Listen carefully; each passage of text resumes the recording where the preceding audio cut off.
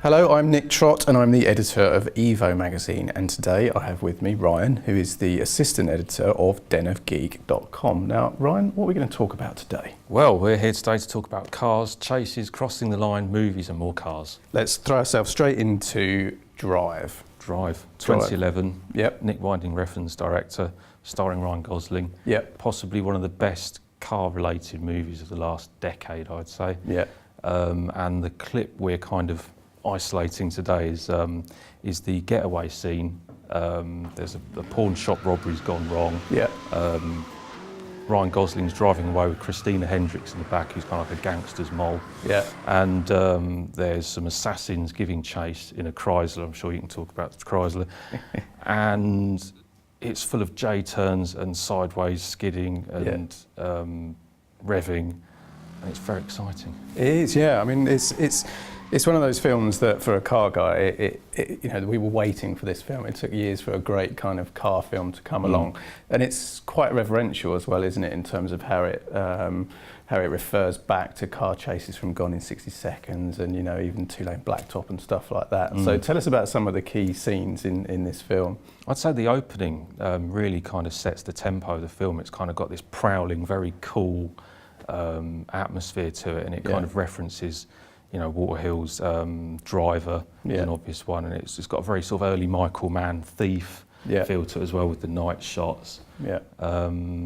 So yeah, it refers back to a lot of sort of 70s and 80s classic driving films. Yeah. It also has its own kind of cool vibe to it, and Ryan Gosling obviously is he's a great leading guy. Yeah, he's got that real steely face, isn't he? It's kind of I think if you could see a racing drivers, if they took their crash helmet on, I reckon it would be Ryan Gosling's face. You'd see, you know, absolute total concentration. Well, you were saying as well earlier about the that he has that kind of air of a proper racing driver. Yeah, I think that you do get a sense from that, and particularly in the two key chase scenes, where he just seems to be able to absorb every piece of information that's going on around him, which is an absolute key attribute of any racing driver, is that they can naturally manage the performance of the car and the G-forces and everything else that's going on, but they can process so much other information. So, and I love it when it's just clear that he's on top of the situation. You know, he's just, whatever's going to happen, he's going to be able to pull it off. You know,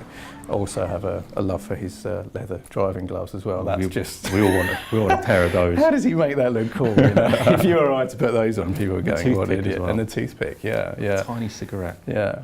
The key moment, the high-risk decision that he makes, is kind of fascinating actually, because it's actually when he's just pulling he's in reverse, isn't he? And in context of the film and the character, it's an inspired and strange thing to do, but it's also, it's a genius, because he flips the car around, they're bumper to bumper, and then, as you're saying, he does the J-turn, and he makes the bend, but the other car doesn't, so he's effectively forced him into making a grave error. Yeah. And he hits some roadside furniture of some sort, something plastic and large. And the car flips up in the air. That's a key moment. You get the cool shot. Now, the J-turn, bit of car geekery for you. J-turn was invented, or mythology has it, that the J-turn was invented by the moonshine runners back in North Carolina in the 20s and 30s. So they used to, during Prohibition, whiskey was made out in stills in the forest and stuff like that, given to these drivers who would go and take them across the county lines and state lines.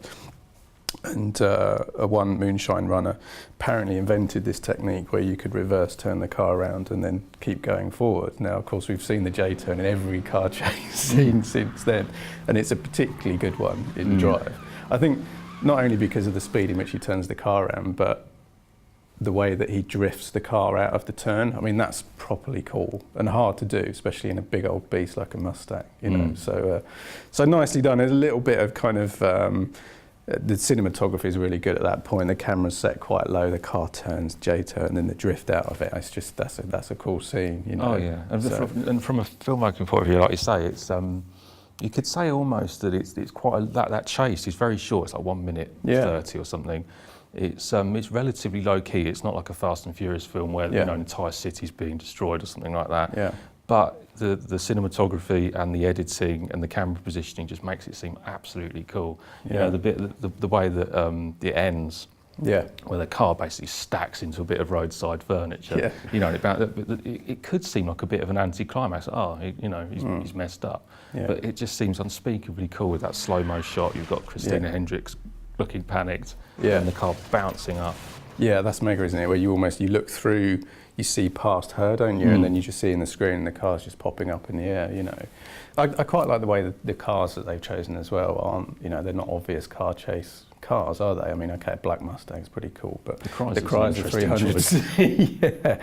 I mean, they're rapid, they're quick, but, you know, they don't. So this is what I wasn't sure about. What engine would that have? I would imagine they're both a V8. It's difficult to tell actually on the Chrysler. I'm sure somebody will be able to tell us, but I would imagine they're both V8s. But they're heavy. That's the thing about cars like that. So whenever you're trying to change direction in a car that's heavy, they just don't really want to do it. You know, so it's tricky, really tricky to perform those manoeuvres in quick cars. You need an excess of power. I think quite often the stunt drivers will overinflate, or the stunt team will overinflate the rear tyres. Because if you have a stiffer rear tyre, then you'll have more chance of the wheel spinning, you know. But then you have a very harsh ride. So, you know, sometimes when you see the car skipping in car chase films, it's usually because the tyres are just overinflated to get those skiddy moments, you know. So, yeah, it's a fascinating one from a car guy's perspective, and it's a fascinating one from a filmmaker's perspective. But how fast can a Mustang go in reverse gear? That one seems to have the tallest reverse gear of any car in the world. Looks like it's doing about 70 miles an hour. I think you can hear it change up as well, which means is there 2 reverse gears? 2 or 3 reverse gears. Yeah, that's pretty cool. Yeah. No, it's amazing. Your money's always on a Mustang, aren't you? In a way, I'd rather see. I'd rather see the lead character in a 300C, because then he's got a handicap effectively then, you know. So, but yeah, it's a cool scene. It's a really cool scene, and I don't know whether there's rumours of a Drive 2 or whatever, but I'd love to see another one. I don't think the director's that kind of guy. I think he's too cool for sequels, but I don't know. If the studio decided to make one, then maybe, who knows? Yeah. Well, it's a great scene, great car chase. Check it out.